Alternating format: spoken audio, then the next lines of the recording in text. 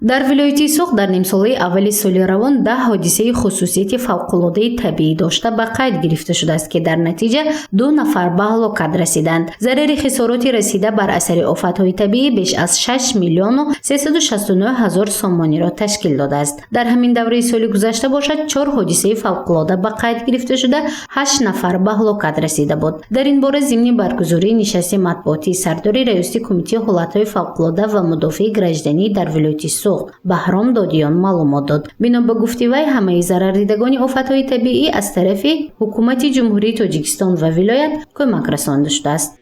Мудазгир бевоситаи муҳтарам раиси вилоят қариб ҳар сол масъулияти ижборӣ ҷудо карда мешавад барои пешгирии намудани ҳолатҳои фавқулода. Ман номар карда мешавам ноёра қариб ки ҳар сол ба қадри зарурӣ имкон ҳамин карда мешавад. он сераҳое ки ба мардум хавфи хатари метавонад ки маҷбури худша дигар кард ба тарафи аҳолӣ кор карда мешавад, технико сафарбар карда мешавад, пурра пешгирӣ карда мешавад. ҳамон ки ман масъулият гуфта мекунам ягон хона зарар нагист. тавре қайд гардид дар ҳудуди вилояти суғ 293 минтақаҳои хавфнок мавҷуд буда ҷиҳати кам кардани хавфи офатҳои табиӣ кӯчонидани 60 оила аз ноҳияи кӯҳистони Масҷӯҳ, Деваштич, Ашт ва Панҷакен ба мавзеъҳои бехавф ба нақша гирифта шудааст ва қарорҳо низ оид ба ҷудо намудани қитъаи замин ба тавсиб расидааст. комиссия мешавад, ҳар як шаҳр буда пешниҳод мекунад ва ба мавзеъҳои бехавф кушонида мешавад. мавзеъҳои шумо гузашта мавзеъи бехавф асосан дар мо ҳозир ноҳияи Зафаробод бисёртар ба нақша гирифта мешавад ва дигар мавзеъҳои ҷумҳурии Тоҷикистон ҳам ҳаст. мисол ноҳияи Дағара, дигар ноҳияҳои тарафи ҷануби минтақаи Водии Вахш ба нақша гирифта шудагиаст.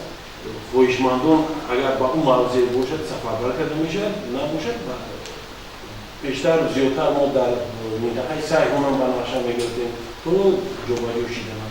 ҳозир зиёдтар водии ноҳияи Зафаробод зиёдтар. масъалаи дигаре ки дар ҳафти нишасти матбуотӣ мавриди баррасӣ қарор гирифт ин ғарқшавии сокинон дар кӯлу дарёҳои вилоят буд. бино ба иттилои манбаъ то санаи 25 июни соли равон дар шаҳру ноҳияҳои вилоят 18 нафар сокинон ғарқ шуда ба ҳалокат расиданд ки дар байни онҳо ноболиғон низ ҳастанд. ҳамзамон 6 нафарро кормандони кумитаи ҳолатҳои фавқулода ҳангоми ғарқшавӣ наҷот доданд. сабаби асосии ғарқшавӣ ин риоя накардани қоидаҳои шиноварӣ дар ҷойҳои мамнӯъ ба овозӣ машғул гаштани аҳолӣ ва беназоратии волидайн арзёбӣ карда мешавад. шароити муайян карда шуд барои овозӣ ёки истироҳати мардум.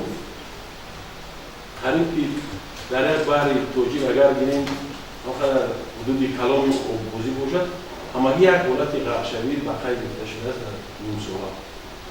як ҳодиса ки онам ҷинси зан мебошад ва тасдиқи худша ёфтагӣ ҳамун чиқале ки доктор тасдиқ додад эпилепсия чи касали рӯҳӣ як касал ҳамин қадри гирифтор шуд. ҳамин хел дар он мавзеъҳо ки иҷозати овозӣ чиқале мо дар баромад қайд кардем додагӣ аст. ягон мисол ҳолате ки бинем вақти овозиш ғарқ шудагӣ бошад дар ҳам мавзеъ шаҳр мавзеъи шаҳри Хуҷанд ба қайд гирифта нашудааст. دیگه در جاهایی که خبرو هم اونجا هستیم هر سال هم 13 میکردن یک جایی که هست پورا 4 تا 5 تا همون وایونی مانکننده موندگی است. به نظر نمیگم اساسا استودنتایی که از شهر نویو اومدگی هستن همونجا به هلاکت میرسن. нишасти матбуотӣ 1 соат идома кард. намояндагони воситаҳои ахбори омма ба саволҳояшон аз масъулин посух гирифтанд.